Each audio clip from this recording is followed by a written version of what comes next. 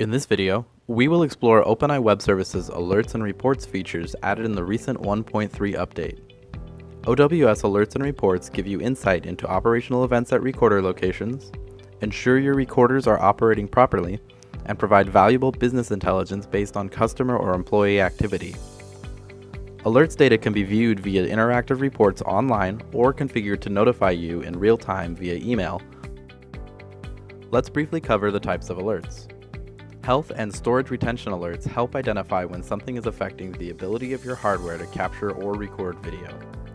The four types of health alerts are abnormal restart, recorder not reporting, connection lost to camera, and hard drive error.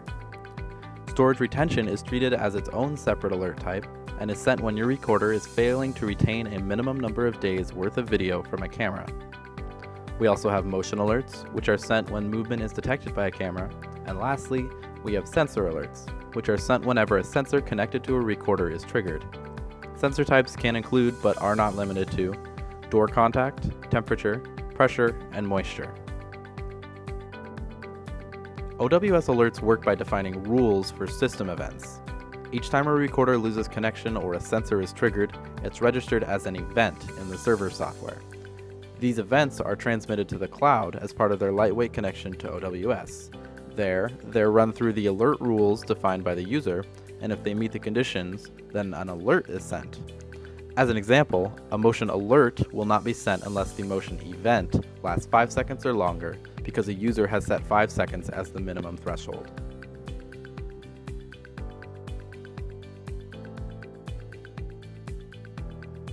Let's take a closer look at health alerts. We can create a new rule by navigating to Rules in the Alerts drop-down menu, then clicking Add New Rule on the new page. Now we need to define the parameters of our health alert. First, let's enter the number of restarts that must occur in a 24-hour period to send an alert. Let's say 3. 3 or more restarts are a good indicator that something may be wrong with our recorder. Next, we'll enter the amount of time our recorder should be offline before sending an alert. We recommend 4 hours. Then, we'll do the same for the amount of time a camera should be offline, also 4 hours. It's not abnormal for network connections to fluctuate, so we want to ensure that our alert only reports serious issues. It's important to configure our alerts correctly since poorly configured alerts can lead to inboxes being flooded with large amounts of false positives. Next, we need to add recorders and users to our rule. We have the option of adding individual recorders, but we strongly recommend you use recorder groups when configuring alerts, as they make it much easier to organize large or expanding surveillance networks over time. You can also check the box labeled Automatically Include All Recorders in this alert to apply the rule to every recorder. Don't forget to click Add when finished. We still need to add users to receive the alerts. We can add individual users or user groups. Just like with recorders, we recommend using user groups, which make managing large amounts of users easier. Storage retention alerts are configured similarly to health alerts, just with different parameters and items to add. For storage retention alerts, we need to enter the minimum number of days a camera should retain recorded video.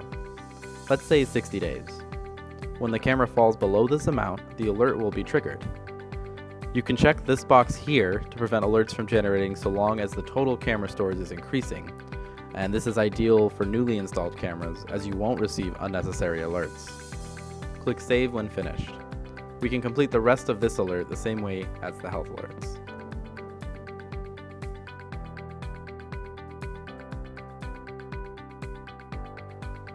For motion and sensor alerts, we need to define a time period during which the alert should be active, using the time entry fields here and the boxes for days of the week. For example, users normally don't want a motion alert or a main door sensor to be active during open business hours. Then we need to set how long the motion or sensor activation must last for the alert to trigger. 2 or 3 seconds is a good amount of time.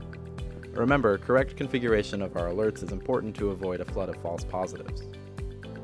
Motion and sensor alerts are a great way to gain valuable insight into customer traffic patterns, when a safe is opened, or if a bay door is being left open during cold weather.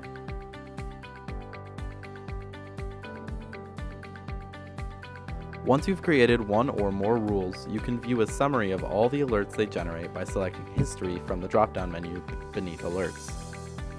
Once there, click Show Filters. You can use these filters to specify which alerts to display. As we can see, we have the option to narrow down our list to just about anything we'd like. Once you've filtered your results, you can select a specific alert to view additional information or a thumbnail of the event, and you can also choose to export a list of events as a CSV file to view in other programs.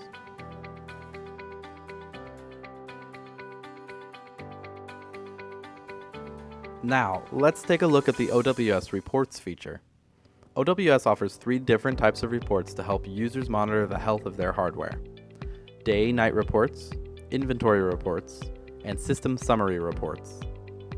First, we'll need to navigate to the Reports section on the main navigation bar, then click Add New Report and select the report type we'd like to use. Let's start with a day-night report. The day-night report allows us to monitor the health of our cameras by comparing the current image with reference images to ensure that the camera isn't obstructed or facing the wrong direction. We'll need to add recorders and users to our report, just like we did for alerts. Again, we strongly encourage the use of recorder and user groups for all OWS alerts and reports functions, as it will save a lot of time in the long run.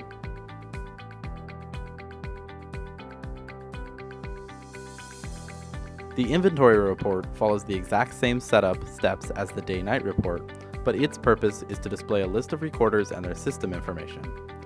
This way, you can make sure all of your recorders are operating as intended. Our last report is the System Summary report.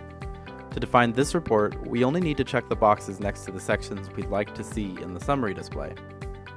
After that, click Save, then add recorders and users the same way as we did for the day-night and inventory reports. The System Summary report displays a broad overview of usage activity on an account and device level, including video archive usage, user accounts, logins, device counts, recorder locations, and remote client usage. This concludes our introduction to OWS alert and report functions. We hope you found this information useful and that OWS 1.3 will continue to improve your video surveillance experience. For more information, be sure to check out www.openeye.net.